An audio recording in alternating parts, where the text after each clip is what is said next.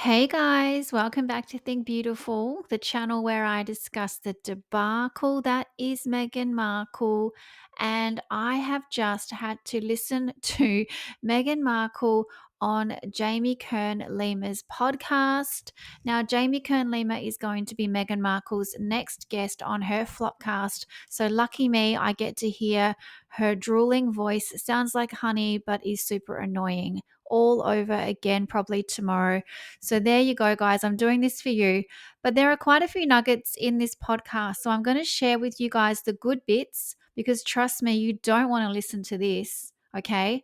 Now, one of the very interesting questions Jamie asked Meghan is, would Meghan ever write a memoir? And Meghan says, would you write a book? Yeah, for sure. I think, I love right now working on everything in the space of hospitality and home and entertaining, food, those sorts of tips and something like that. I think it could be really fun. Of course, children's books are great. And then, I think people are often curious if I'm going to write a memoir, but I've got more life to live before I'm there. Yeah, right. Okay. I would say you just need to burn through a bit more money, find yourself with not a lot going on, and there's the memoir right there. Now, next up, she gets asked about Gwyneth Paltrow because that little stunt they pulled, oh, Jamie loved it. She loved it so much, so she brings it up. And this is how Meghan explained the sequence of events. So I love how you did it. They love to pit women against each other, blah, blah, blah. She goes on about it. We've all seen it. This is Jamie talking. And I know that you don't really see almost any of the press because, she's still continuing this lie. Oh, she texted me and I was like, yeah, she texted me. And I'm like, oh my gosh, like I did this interview and I can't remember what she said, but she's like, I give up. So Gwyneth is like, I give up. I don't know anymore. And I said, well, I hadn't heard about it. Yeah, right. And then, because people are hiding things from me, but like basically no one told Meghan Markle about this. No one thought it needed to be on her radar. So I just texted her back and I was like, I heard something about pie. Well, then you do know about it. Anyway, she was doing something on Instagram. So I just ordered some pie on Instacart and we sat there and ate pie and laughed. And then I came back home. Yeah, because you got kicked out after a few minutes. Oh, Meghan Markle didn't know anything about it, but then suddenly randomly knows about pie. I don't even know what she's talking about. Wasn't it about bacon and eggs or something? Anyway, her people should have told her about that, in my opinion. It was significant. It's Gwyneth effing Paltrow, your nemesis. Oh my goodness. But then listen to Meghan basically describe herself as a princess and Harry as like some kind of warrior. Listen to this garbage. This is funny, okay? That man loves me so much, Look what we've built. Such a beautiful life, and we have two healthy, beautiful children that no one ever sees. And I always think about it like the end of Super Mario Brothers. When you get to the final level, what's the goal in Super Mario? Slay the dragon, save the princess.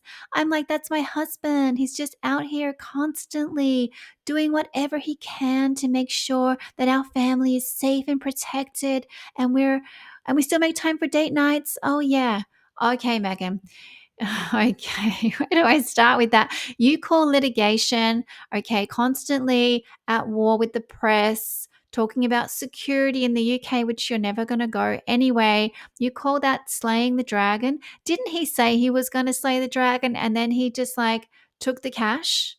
Yeah, that's what happened, Megan. And by the way, don't ever refer to yourself as a princess, especially not Princess Peach. My goodness. What a disaster that was. I mean, that just came out. I don't know why she thinks it's a good idea to call herself a princess. That's not exactly relatable if you're trying to angle that view. But here we have Meghan Markle basically telling us she can't be bothered fighting back in the press anymore, probably because she just can't win. We spend so much of our life trying to prove something, to prove that you're enough. You have to prove you're pretty enough, smart enough, good, wife or a good friend. And I was like, I'm just so done with the prove it game where you get to the place where you feel I don't have to prove anything anymore. I don't have to prove I'm a good person or I'm a good wife or a mom or a friend.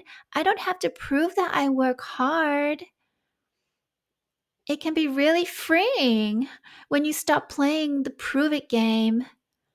You're proving nothing to anyone other than to yourself. And that takes a lot of time and it takes a lot of pain. And at least in my own experience, but to just really go and not with an energy of like, I'm over it. No, I do care. I don't have to prove it to you. And if you can't see it, I can't. I don't need to prove to you. That's why that's your loss. Oh my gosh, Meghan Markle, that was a long, long word salad. But basically, what she's saying is that she doesn't have to prove things anymore because she's run out of ideas. Because every time something comes up in the press, she gets called a bully, or, well, not just called a bully, but there's hard evidence around it, from multiple countries, or people say they're in long-term therapy because of the way she treats people, whatever it is, or I don't know, sent to ballet, all those stories. She's over it. She doesn't want to play the prove it game anymore. Meghan Markle, we know why. We know exactly why. That is ridiculous. You've run out of excuses, is basically what she's saying there. That's how I interpret that. So good for you, Meghan Markle, but we know you are going to clap back. So I'll just wait for it. Then Jamie asks her, would Meghan Markle ever run for office? Because we've all been thinking it. Would you ever run for office? No, never. No, never. Never. Oh, God. I mean, you could say never say never. No, I'm not interested in that. No. So that was a lot of no's. That was a lot of no's. I really hope that she means that, but I just don't trust anything Meghan Markle says. But my goodness, that was a very straight up question. Probably one of the best interviews I've heard where Jamie actually just asks her these questions. I'm sure she knows what questions she's getting asked. But listen to this one, guys, because did Meghan Markle just F up? Because if you remember, she told us she met Harry in July 2016 because she wasn't with Corey, allegedly. But listen to this little nugget right at the end here. Are you in love now more than ever, more than you've ever been, Meghan? Yeah, I mean, you have to imagine at the beginning, everyone has like butterflies. And then we immediately went into the trenches together right out of the gate, like 6 months into dating. 6 months into dating, Meghan Markle, you went into the trenches. Are you saying in October you went into the trenches because that's when your relationship went public? Because 6 months before October, darling, that would be April. That's April 2016, Meghan Markle. Oopsie daisy. Meghan Markle can't keep track of her lies because she has just accidentally told us that she cheated on Corey, which we already knew. Whoops, Meghan, you can't keep track of your lies. You've got to start doing some voice notes or something so that you can remember every detail. At least take some notes with you. That is hilarious. Well done, Jamie, for getting that out of her. I don't even think she notices. That is so fantastic. But guys, thank you so much for listening. Please like and subscribe, and I will keep these videos coming. Thank you. Bye.